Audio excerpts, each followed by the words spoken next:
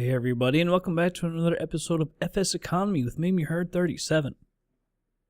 Well, I just got done doing a complete computer reinstall. That cable I've talked about before, I have one of my drives unmount sometimes on its own. I think it's because of a SATA cable. It did it this time, and something got screwed up, and I was just like, no, I'm just going to redo the whole system because things just started acting weird. It seems okay now, and after getting everything reinstalled, we're going to fire it up, and we're going to go back into the PC-12. I can't remember if it's Pilatus PC-12 or Pilatus, whichever it is, but yeah, we're going to give that one a go. This flight is from KMLB, Melbourne, Florida, over to KTPA, which is Tampa International. As you can see, we got about 1,867 pounds. We got 10 people going totally. It's 3 assignments, 3, and 4. I wish they were single because when they're single, they actually pay better instead of grouped in like that.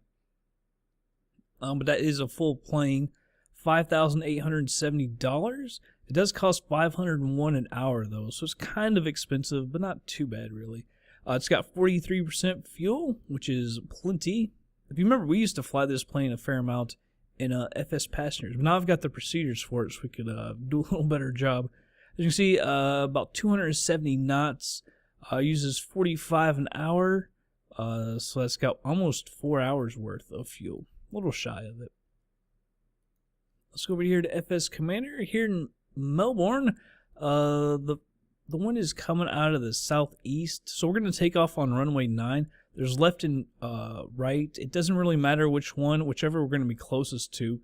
Both of them have the same heading of 093 degrees. And over here at Tampa, you can see it's coming out of the southwest.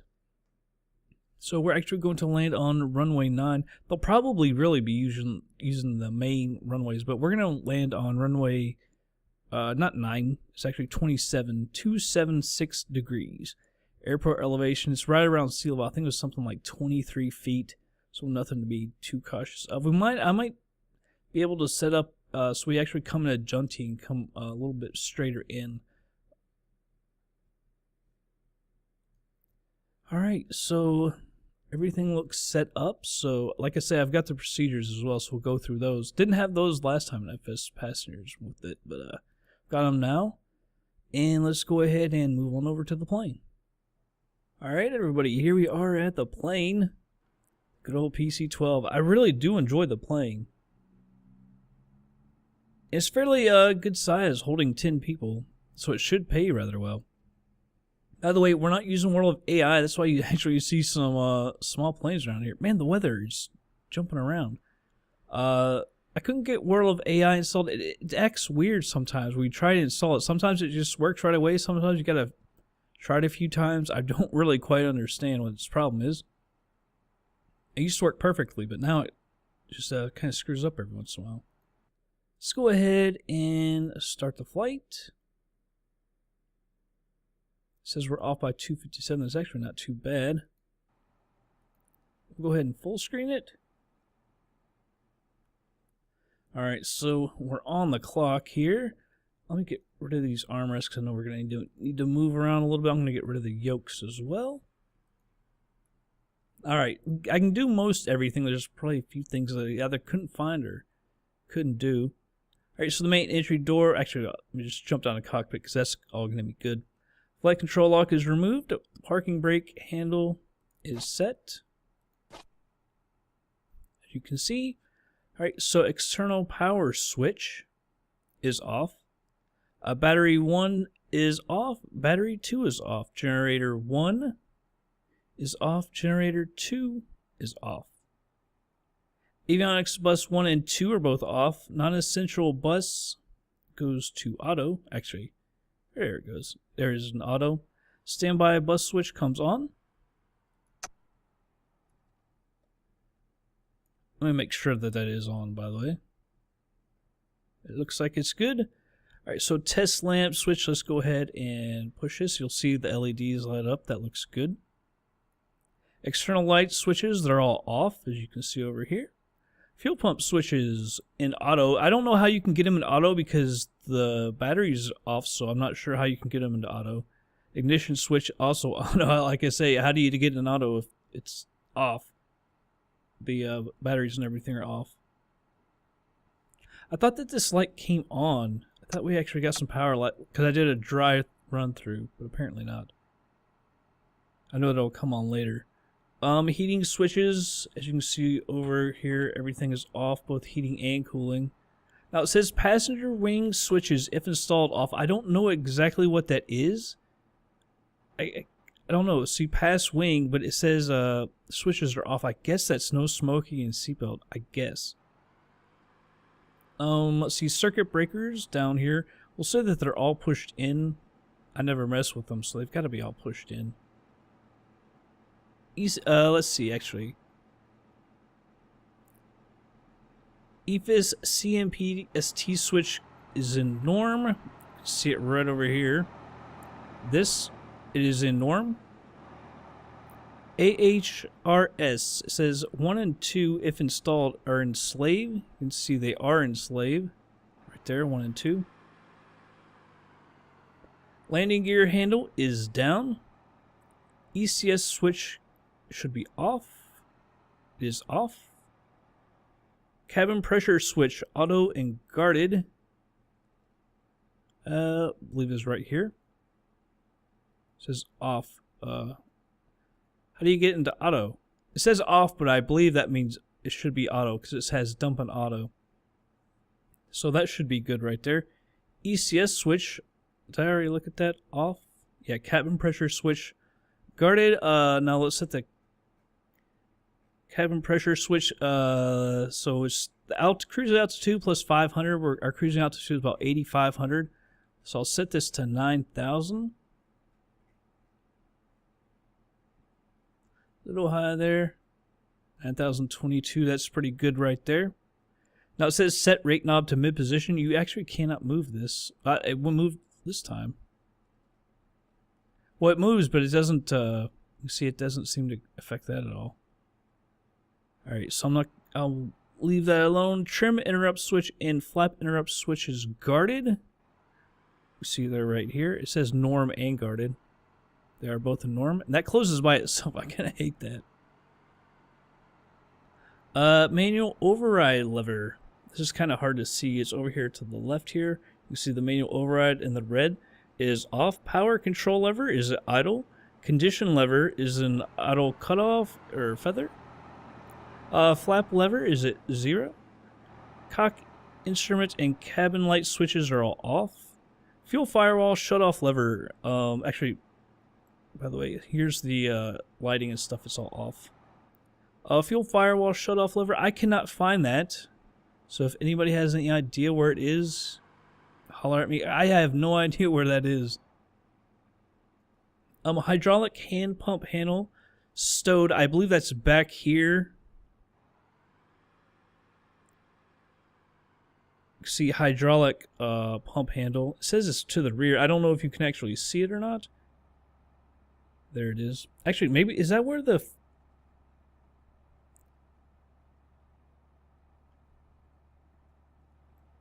kind of wondering fuel. Is that the firewall? What was it called? Fuel firewall shutoff lever? I don't know. That could be it because that has fuel right there. But that handle is stowed, by the way.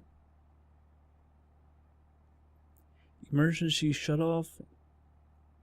Says fuel emerge. So that's not it. It's the fuel firewall shutoff lever. I'm not for sure where that is. All right, ECS firewall shutoff lever fully in. So maybe that actually was. That actually I think it was because all three of those are together on the procedure and all three were there. So I'm going to go with that was probably it. All pushed in and stowed. All right, before starting, engine and pre-flight inspection is complete. We'll say that the seats and everything are good.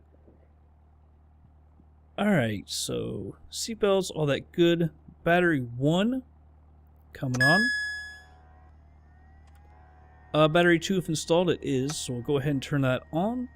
Check minimum of 24. So both are good there. External power, if available. We don't have external power. Turn that off.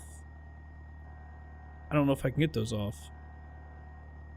I don't know what that annoying beep is. It finally went off. So we don't have external power like I said, so that's off.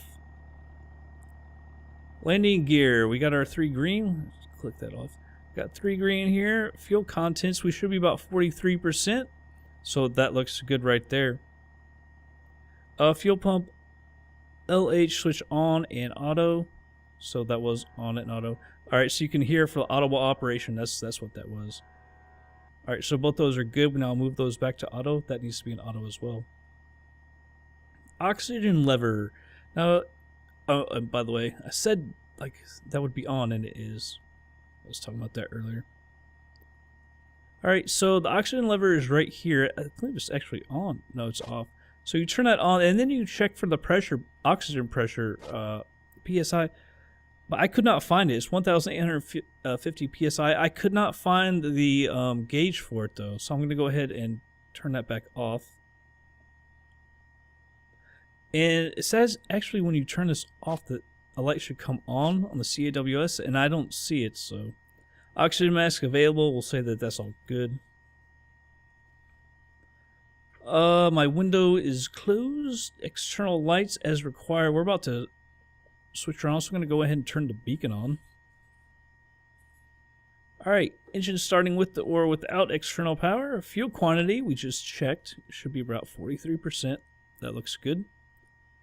EIS system says to test fire switch. Fire. So there we go there. Test lamp switch. You can see everything comes on. So that looks good. Prop area is clear. Nobody's standing around. Now we're going to go ahead and hit the starter. We want to see the oil pressure rise. That should be right here. And also the NG also rise. Right there. I believe that's NG. Let me check. Yeah, that's NG. And as soon as that gets between 13 and 20%, we'll hit the condition lever. So I need to go ahead and move over. We'll go ahead and put that in ground idle. We had this problem, I remember, at FS Pastures. These daggone levers down here getting each other's way. All right, so go ahead and hit the starter. Pressure is rising. Whereas between 13 and 20. And it's probably not going to get there. Yeah, it's about tapping out right around 12. So I'm just going to go ahead and put it ground idle.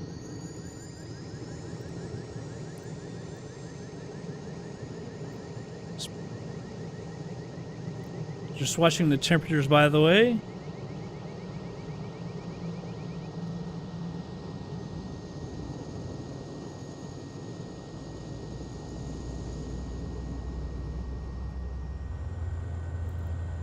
Alright, that looks good. Everything looks good there.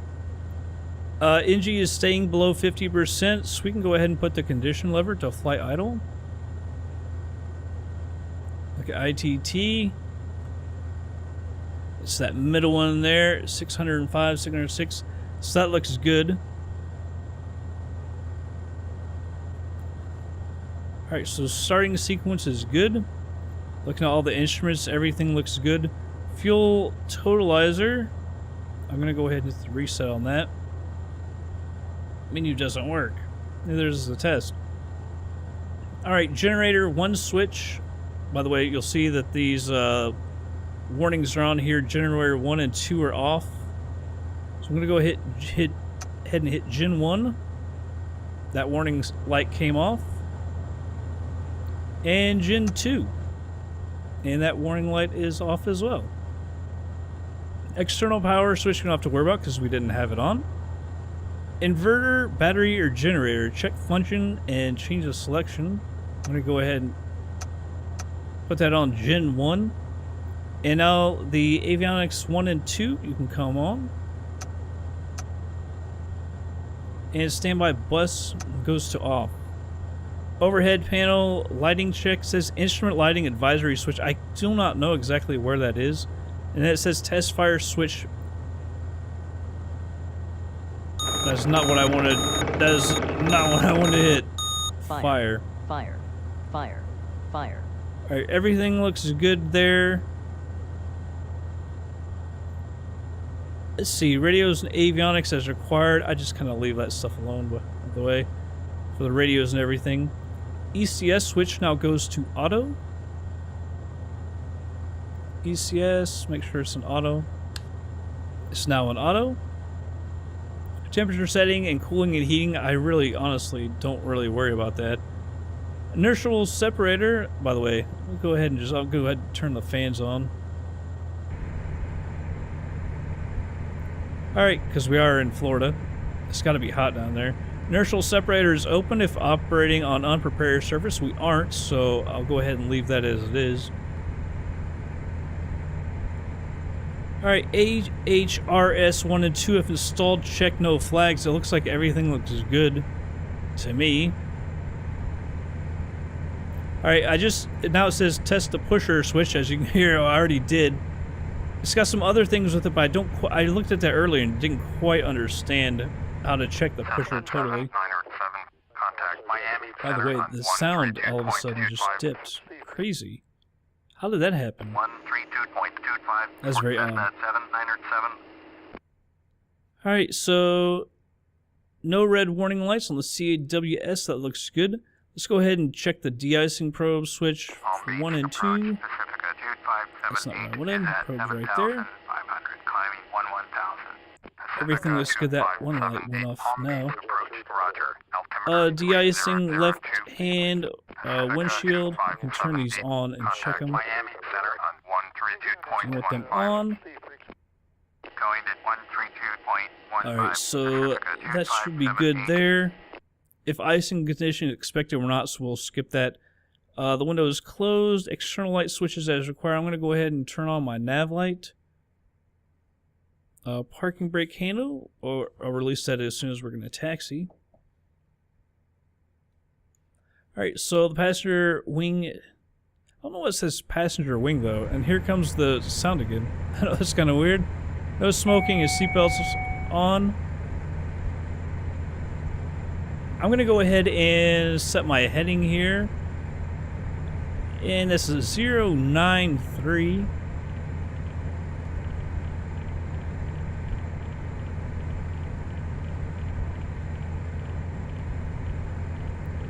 I remember a little bit how to fly this plane. We flew an FS Passenger before, and I remember one of the flights was absolutely horrid. By the way, I'm going to go ahead and turn my GPS stuff on. Let's turn our taxi light on. We couldn't go ahead and turn the wing switches on as well. Alright, parking brake is off. By the way, let me check one thing. I don't know if that needs to be on or off. I'm not sure. Does that even work? It actually says it's on right there. Alright. Got a plane to the left.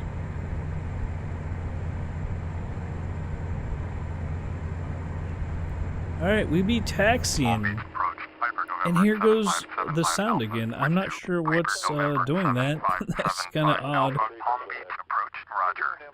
Alright, we'll be taking off to our left. Let's check outside real quick. We're trying to determine exactly where we want to enter the runway here.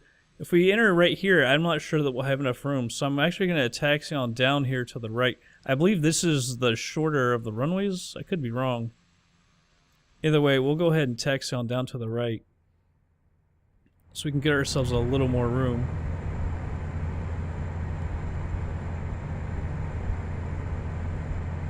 Can't really see the taxi line.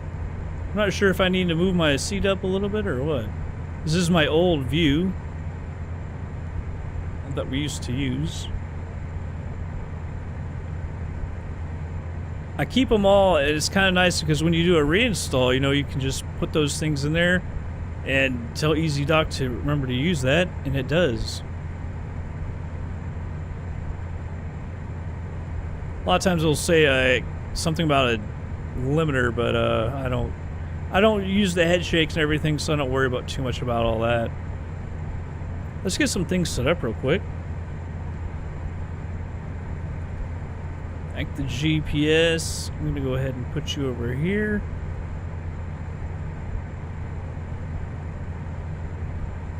There, we want that as well. I'm actually gonna move that down here.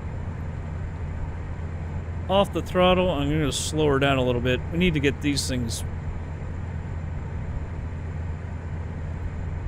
Come on, are you not gonna let me resize you? Probably gonna have to do it from the bottom, huh? Oh my goodness, are you telling me I can't resize the height? There we go. I don't know why it's acting so weird. Planes behind me are like, what the hell is this guy doing? Just getting everything set up. Good, those are off. Can get those off by moving my head. There we go. Alright, so we can probably get on the runway right here and we should have enough room.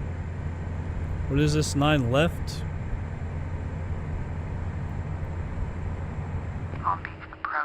Yeah, what is up with the sound all of a sudden? I'm gonna have to check that. When I pull up here, I'm gonna check if something's trying to tell me something, a program or whatever, like the firewall or something.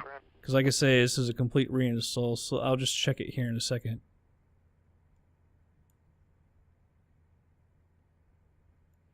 Alright, let me stop her right here. And I'll be right back. Let me go ahead and check that. Alright, I'm back. I have nothing was trying to get through the firewall or anything. I'm not really sure why that's happening. So I guess I'll just kind of have to deal with it. Alright, so before takeoff power setting calculated. Sure, I have calculated that. I had no idea. That's alright. Fuel quantity, still at 43%. That's what we wanted. Friction lock, I'm not going to mess with that. Instruments, everything looks good. Flight instruments, check and set. I want to do one thing with my autopilot. I wanted to go ahead and set that. It's like 8,500, because I think you can. You're going to tell me I can't? I'll do it later, I guess.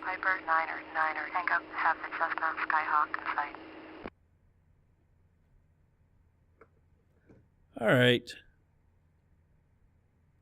Trim, as you can see down here in the trim, everything's in the green, so it looks good. Flaps we can set to 15.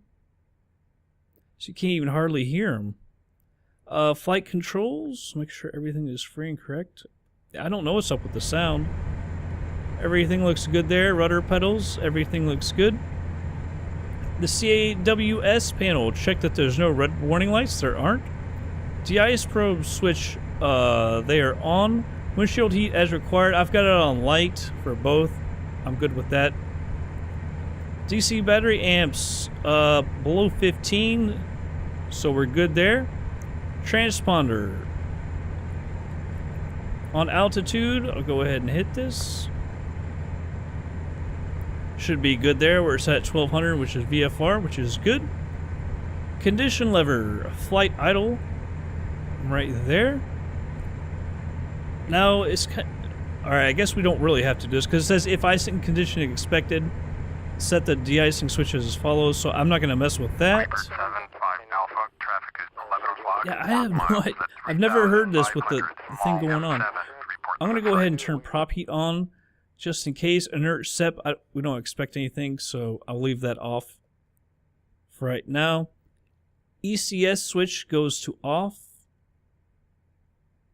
Let me go ahead and move over here so I can see this better. ECS goes to off. I don't know what we do about this EPS, because I know if you arm it, that light comes on. I'm not totally sure though.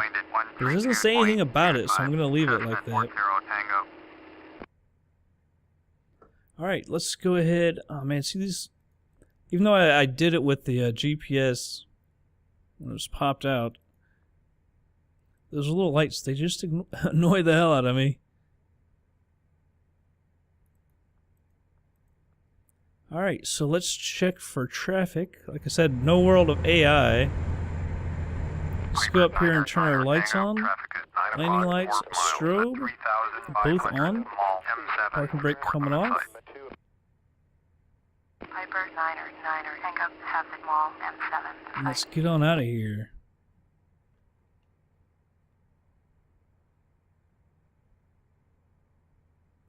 Yeah, you can't even hardly hear the engine. I'm going to have to check the sound on this entire plane. Check what it says in FSX.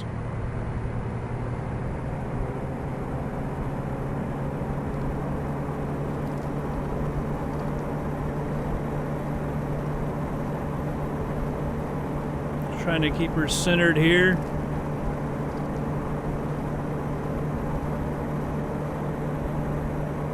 And rotate. Daggone, she froze there for a second. Tapping the brakes to stop the wheel spin. Gears coming up. We're over 100 knots, so I'm going to go ahead and retract the flaps.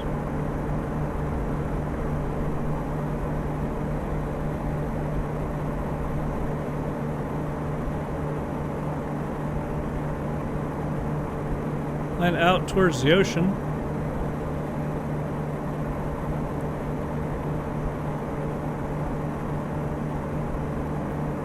Alright, I'm gonna get.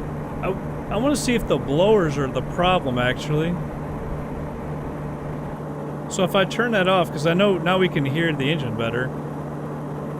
See if that wasn't one of the problems with the sound. See if it keeps on dipping down or not.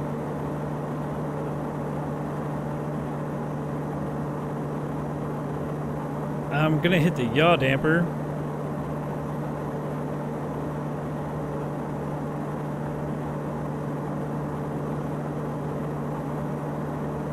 There we go. I'm gonna fly straight out just for a minute. We can go ahead and turn our taxi light off.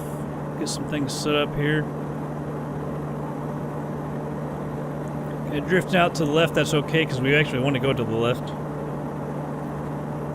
Got some stuff about flying into icing conditions, which we don't expect, so that's good.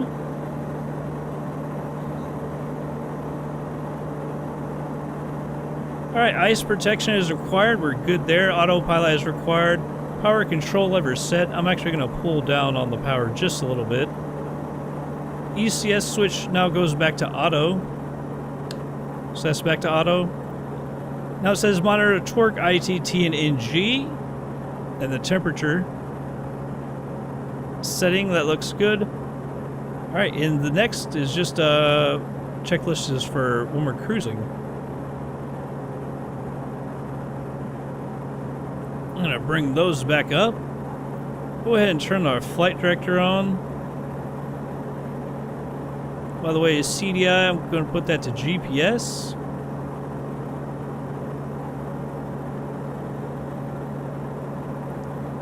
Let's fly out here to the left. Kind of like, don't like having those on, actually. A bit on the annoying side.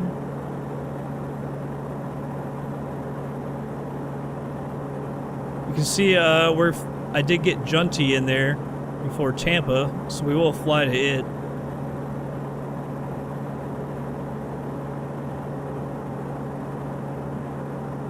Already at 5,000 feet. Quite a fast plane. You can see how far out we've already gotten.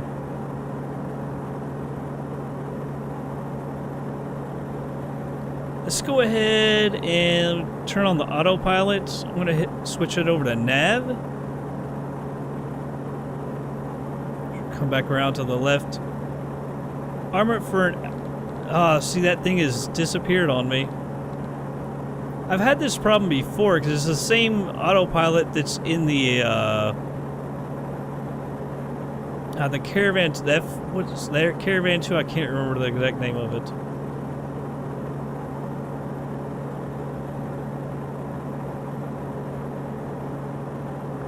Now that really sucks.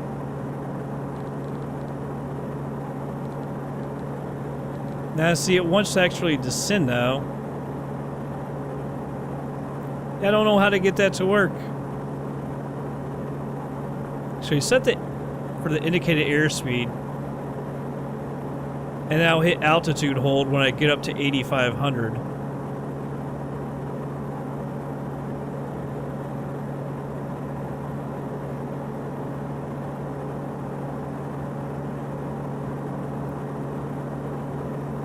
It's an extremely, extremely powerful plane. Let's look outside real quick. Melbourne. Everything's extremely dense.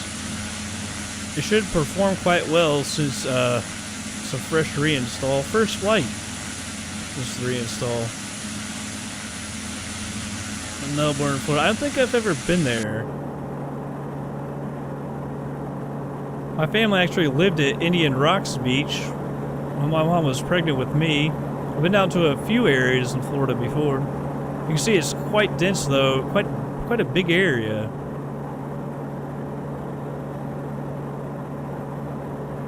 Let's go ahead and I wonder what was. I like it when you can click those. Desired track is 272. I'm gonna go ahead and switch this over to 272.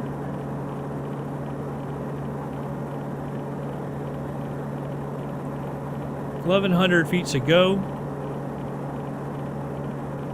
It's actually quite hard to read that. I believe that's 272 right there. That's 900 feet to go. I'll bring that up since I gotta hit the altitude hold. At least there's a good way to do this. Yeah, on occasion that stupid thing does that though. I'm not really sure why. Because I can't, you know, set my altitude here or anything. Now, what is the F406 Caravan 2? From, was it Reims Cessna or Reims Cessna? I think it's Reims Cessna. Also made by Carenado. We flew that in FS Passengers, the up in Alaska, that series, which I need to finish up. I've been meaning to. I haven't forgotten about it. See, there's the volume. I'm pulling back on the power a little bit to slow it down. 8,500. There's altitude hold. Now I gotta figure out what the problem is with the sound coming off up and down. All kinds of problems for me lately. I don't know what the problem is. I've pissed off somebody. I'm gonna bring the power back a little bit more. We can save ourselves some fuel. 62 is a little light. I'm gonna go for 66. There we go. Wonderful. So I'm gonna look at the cruise here. Altimeter is set. AHRS. It says check. Everything looks good to me. I don't see any problems. Cabin pressurization. We could actually try to check that.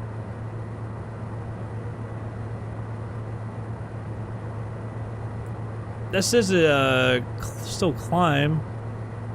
Yeah, I really don't like pressurization on this.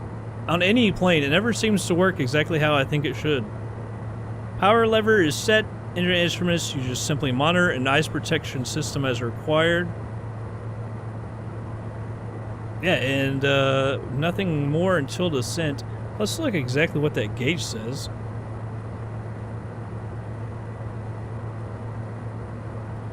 Alright, so it says pressurization. Let's see. It's actually, I believe, greater or less than 5%. Cabin pressurization, confirmed pressure differential is less than or equal to 5.75. And we're like right there. i.e. gauges in the green arc. So that does look good. So I guess that's the smaller one, I guess. So it looks good, because that's the differential. So that looks good. And the cabin pressure, I believe, is on the outside. And it should be good climbing up towards 10. It is. You see, it's just going really, really slow. That should be up to about 8,500. Yeah, I don't know how we can get it to go any quicker. Oh, I guess that's how we do it, huh? Well, hurry up before we all die. Let me check the ice protection. Prop and heat is good. Alright, so we got about 85 miles to go, just about 25 minutes. So with that in mind, I'm going to go ahead and speed her up. and I'll be back in just a second.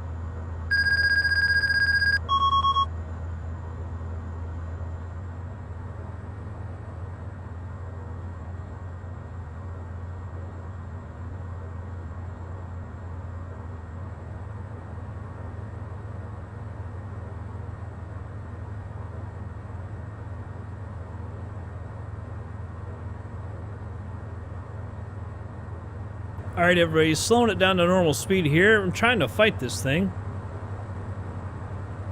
I hit indicated airspeed, but it doesn't seem to want to work too well since I can't, you know, manually... Let me see if it will let me.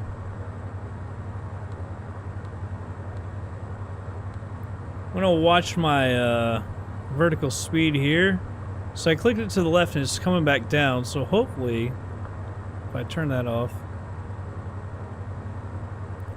we're going down to about 3,000 feet. If I can click this, come on thing. Now it won't let me even turn it. Now it's coming back down. There we go. It's about 14 miles. I'd like to be around 3,000 feet. I'm going to go ahead and let's see, look, the heading is going to be about 276, so it's not quite straight in. I've already set my, by the way, the pressurization actually worked. I got it up there and everything, so it looked good. Descent ice protection is required. We're good because we're not expecting any. Power control lever set to the right torque. We're good. Cabin pressure, field elevation plus 500, so I've got it right around 500. It's 498, that's as close as I can get. Windshield heat as required, we're just going to leave it on just in case. Alright, and the next will be the before landing checklist. By the way, the gear come down at around 177 knots, but if I'm too far out, I'm not going to mess with it. No reason to have them out before, you know, when you're too far along. By the way, obviously no ILS or anything. We're actually going to want to come out to the left just a little bit to line up for 276, which is out here. We have the scenery from FlyTampa, which is awesome. Gotta love that. By the way, I wish that there's another way to switch your heading, but it's all the way down there.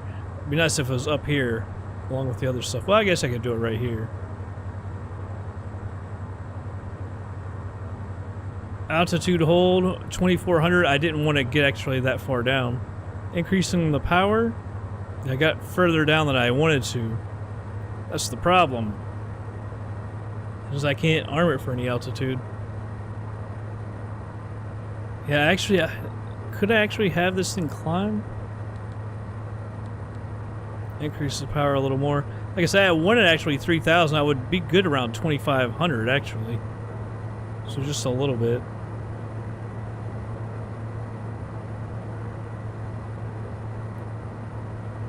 $24.70, $24.80, $90, $2,500. Altitude hold right there.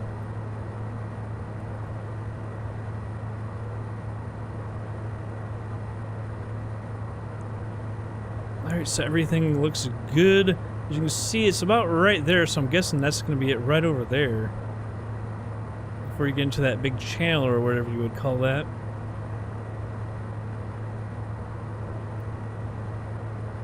$177 knots, that's right what you want to bring the gear down. Or we're still 5 miles out from Junti.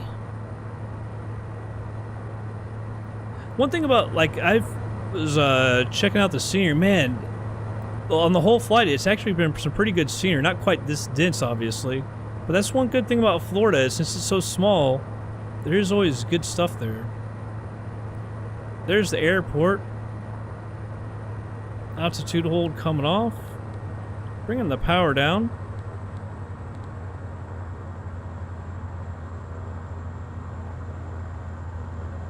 Actually looks like there's multiple runways, does it not?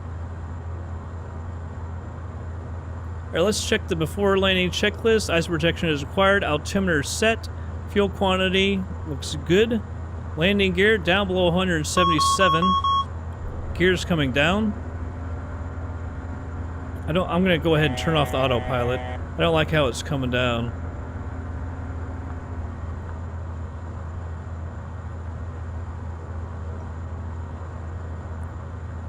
Flaps 15 below 163. We're good there. Can move that now. I don't want to get too low. I'm bringing the power up.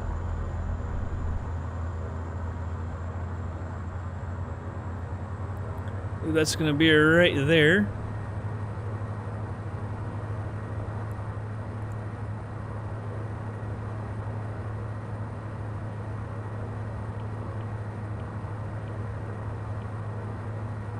$276. I can't tell if I actually got that or not.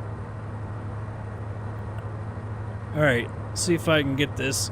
It's a little jagged, as you can see, because we're extremely dense and openLC North America and this FlyTampa scenery.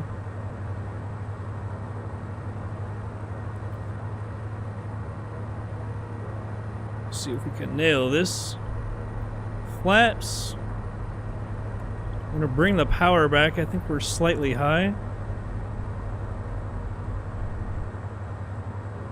Wow, that really ballooned me up bad. Full flaps.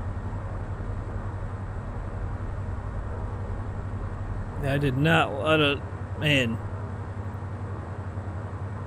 really ballooned me bad. Just watching that speed as well.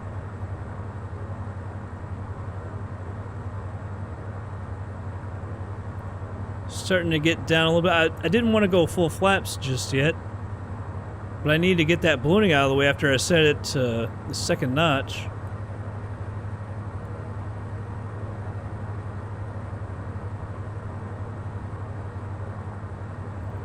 Come on down. We're still high off the power. I'm a little worried about our speed. I don't want it dropping too much.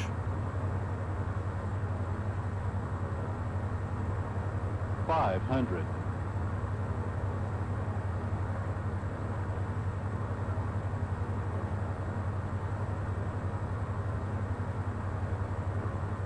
I'm off the power some more. Now I can feel that we're really way too high.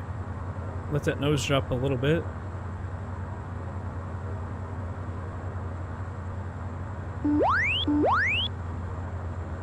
Man, we are so high, I can't, it's really hard to get her down. I didn't think I would have this much trouble as far out, but man, it did not work out well. I'm completely off the power. Trying not to stall, it's jagged as heck, so it's not the easiest. Man, we got really long, didn't we? That's not how you want to land. So far down.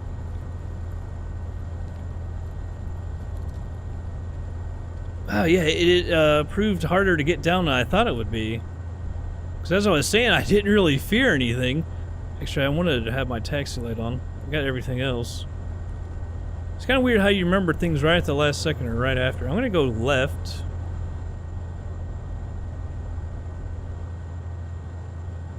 Yeah, I could not get her to come down. That was kind of weird.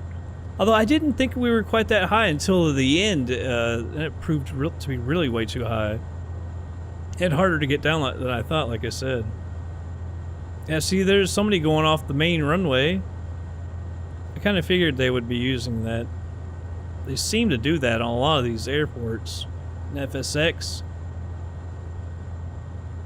Alright, I'm going to stop right here for a second. Need to look through some things.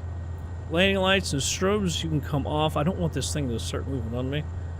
I don't know if I want to hit, I'll go ahead and hit it, just to go ahead and end the timer as well. Hit the parking brake, FSEconomy will grab it.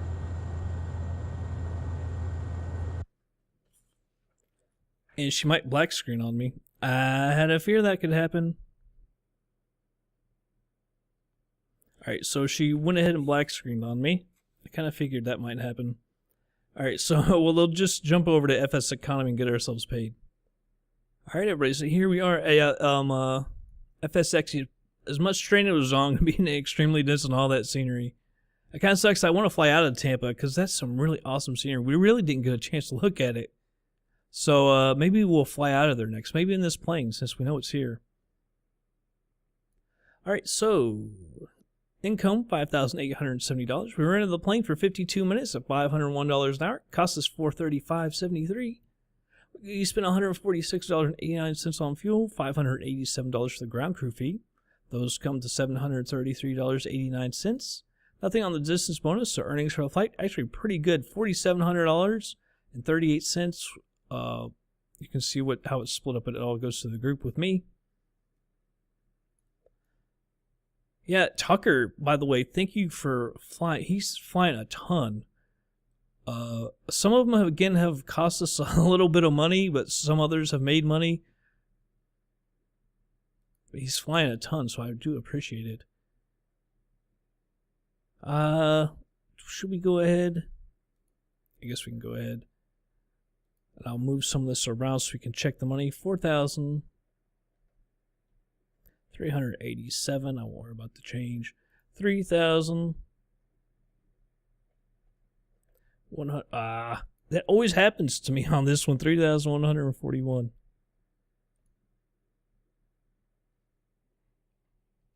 I wish it'd just say how much we have. That would be a nice little addition.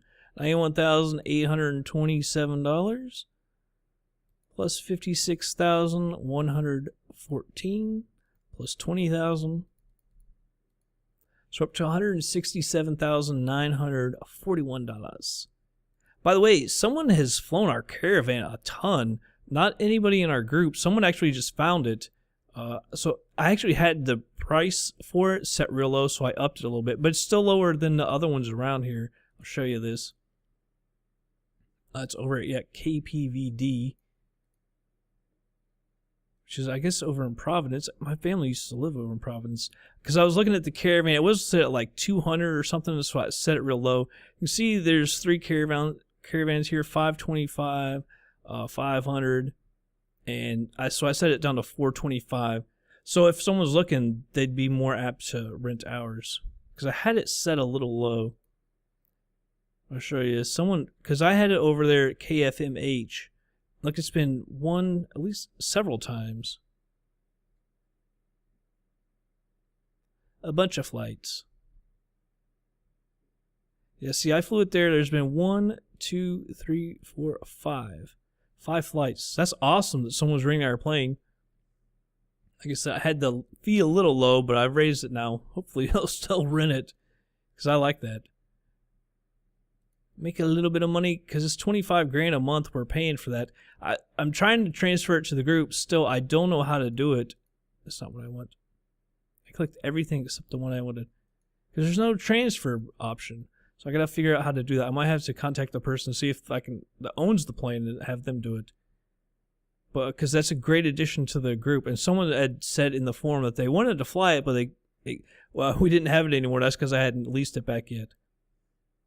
But it is out here. All right, so that's gonna be it for this episode, everybody. I hope y'all did enjoy it. I'll catch you guys on the next flight.